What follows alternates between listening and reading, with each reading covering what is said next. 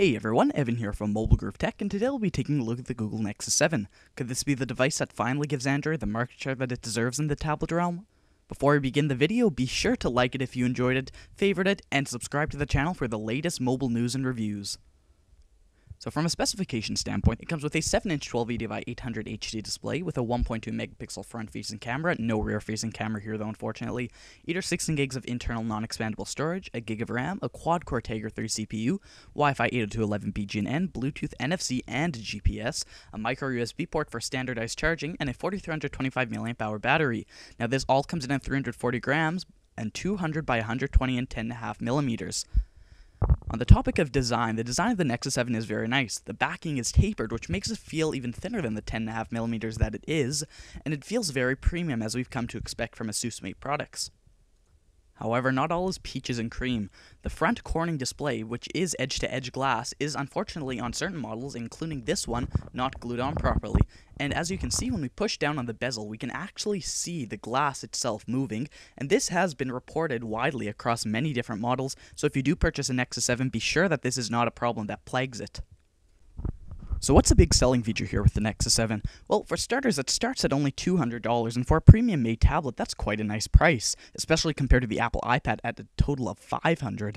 It also ships natively with Android 4.1 Jelly Bean, and it's the first product to do so. Android 4.1 presents a plethora of new features, such as a new expandable notification system, Android Project Butter, which essentially ensures that all transitions throughout the operating system run at 60 frames per second and works very well, and Google's new Google Now system, which is essentially a personalized notification system just for you. So let's talk a bit about the new notification system. Well, it's actually quite similar to the old one in the sense that it still pulls down from the top and gives you the information that you need. However, you can now interact with that information. So for instance, if we get a new message or anything, we can just use 2 fingers to pull it down and expand the notification, and we can interact and share it or edit it right from the notification bar. This definitely saves quite a bit of time and gives it a huge advantage over other operating systems such as iOS. Google Now is also a very welcome addition to the Nexus 7. So let's take a look here.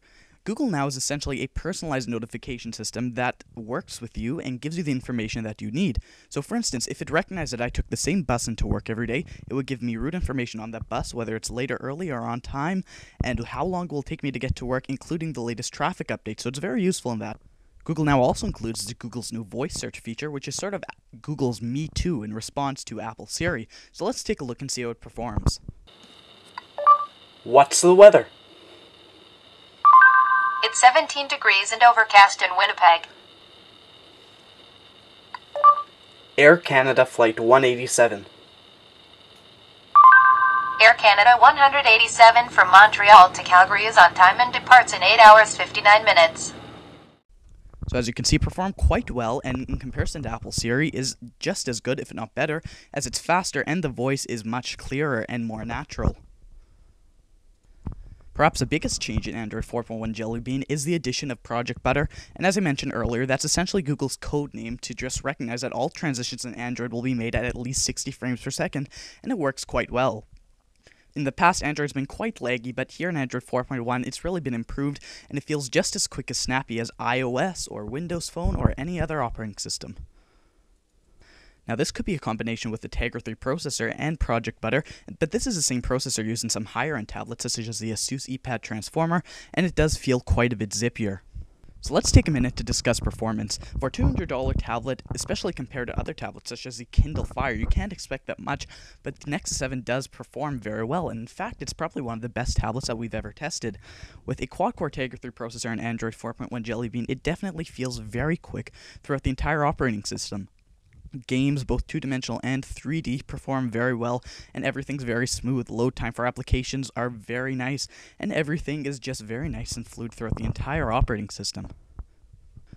Another strong point of the Nexus 7 is battery life. Now, Google promises about 9 hours of HD video playback. We experienced a little bit less than that with the brightness at about 80%, about 8 hours, but still overall it's very nice. Unfortunately, the Nexus 7 does have a few quirks and aspects which leave it something to be desired. One of the aspects is content. Now, while Google does push quite a bit of content to their Google Play Store, including movies, books, and applications, many of it's only available in the US. Here in Canada, we only have access to the applications, and our content for books, magazines, and movies is quite limited, so do keep that in mind. Speaking of content, for a tablet that's designed for content consumption and on-the-go usability, having only 8 or 16 gigs of internal storage, which is non-expandable, is a bit of a drawback in all honesty. The lack of a rear-facing camera on the Nexus 7 can also cause a couple of problems for people, and while it does definitely look ridiculous holding your camera up to take a picture, if you don't have a phone on you, it is a welcome addition.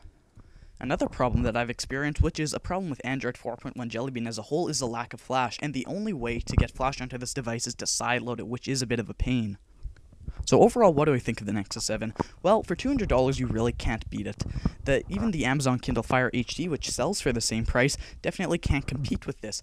And being a Nexus tablet and receiving the fastest, latest updates, you definitely can't beat that. The pure Google experience is very nice, and performance is very zippy, and although it does have a couple of irks and quirks, such as the non-expandable 8 or 16 gigs of internal storage, it definitely is a nice tablet. One thing to look out for, though, however, that I mentioned earlier, is the fact that the quality control can be a bit shoddy, as the bezel on our unit is not properly glued down. Be sure that you don't get this on your model, and if you do, return it immediately. However, overall, it's an excellent tablet. You get an excellent screen, excellent performance, and excellent everything overall for only $200. So in a nutshell, it's an excellent tablet, and if you're looking for a tablet but don't want to spend that much money or don't want to spend $500 on an iPad, you can't beat this. I'm Evan, thanks for watching, and have a great day.